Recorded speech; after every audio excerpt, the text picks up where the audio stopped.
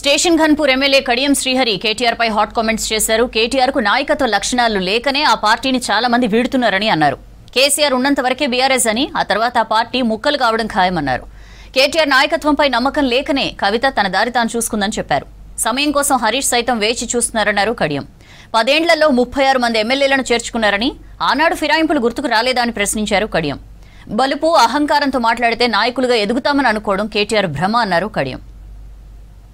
కేటీఆర్ గారు కడియం శ్రీహరికి దమ్ముంటే రాజీనామా చేయాలని, కడియం శ్రీహరికి దమ్ముంటే నీతి ఉంటే విలువలు ఉంటే ప్రజాక్షేత్రంలోకి రావాలని చెప్పి కేటీ రామారావు గారు అంటున్నారు.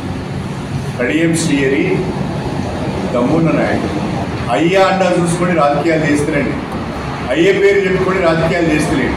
అసలు కేసీఆర్ లేకపోతే నిన్నటువంటి నీ ఐడెంటిటీ ఏంటి? కడియం శ్రీహరి అలా రాలే, అయ్య పేరు చెప్పుకొని రాలే, కుటుంబం పేరు చెప్పుకొని రాలే. వంశ రాజకీయాలు కానీ కుటుంబ రాజకీయాలు కానీ నాకు లేవు. స్వతహాగా ఎదిగి వచ్చిన నాయకుడు కడియం శ్రీహరి. నువ్వు నా గురించి మాట్లాడే ముందు 1-2 సార్లు ఆలోచించుకొని మాట్లాడాలి. నేను అడుగుతున్నా కేటీఆర్ గారు, విలువల గురించి నీతి గురించి నువ్వు మాట్లాడు. బీఆర్ఎస్ 10 సంవత్సరాల కాలంలో 36 మంది ఎమ్మెల్యేలు పార్టీ మారారు. పార్టీ మారిన వాళ్ళలో 2 మీరు మంత్రులుగా కూడా చేశారు, మీ ప్రభుత్వంలో పనిచేశారు. ఇతర పార్టీల నుంచి 36 మంది ఎమ్మెల్యేలను పార్టీలోకి తీసుకొని అందులో 2 మంత్రులను చేసిన నాడు ఈ విలువలు ఈ నీతి నీకు గుర్తుకు రాలేదా?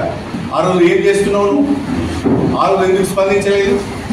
మనం చేసేది తప్పు అని కేసీఆర్కి ఎందుకు చెప్పలేదు? అంటే ఆనాడు మీరు పార్టీ ఫిరాయించిన వాళ్ళను తీసుకొని 5 ఏళ్ళు వాళ్ళతో కలిసి పనిచేసి వాళ్ళను మంచి పదవులు ఇచ్చి ఊరేగి ఇప్పుడు ఫిరాయింపులు నీతి విలువల గురించి మీరు మాట్లాడుతున్నారు. మీకు ఆ నైతికత ఉన్నదా అని అసలు కేటీఆర్ యొక్క నాయకత్వం పైన పలు సందేహాలు వస్తున్నాయి. కేటీఆర్ నాయకత్వము సరిపోదు అను, కేటీఆర్ నాయకత్వంలో పని చేయలేమనే కదా నీ చెల్లి దూరమైంది. నీ నాయకత్వం పైన నమ్మకం లేదనే కదా హరీష్ రావు గారు బాధపడుతున్నారు. ఇవాళ బీఆర్ఎస్ పార్టీలో ఉన్న అనేక మంది నాయకులు కేటీఆర్ నాయకత్వంలో బీఆర్ఎస్ గెలిచే పరిస్థితి లేదు. కేటీఆర్ది ఐరన్ లెగ్, ఈయనతో కలిసి ప్రయాణం చేయలేమని చెప్పి ఆలోచిస్తున్నారు. ఈ విషయం తెలిసిన కవిత ముందుగానే సర్దుకొని కేటీఆర్ నాయకత్వంలో పనిచేయలేము, కేటీఆర్తో కాదు అని చెప్పి ఆమె పక్కకు తప్పుకున్నారు.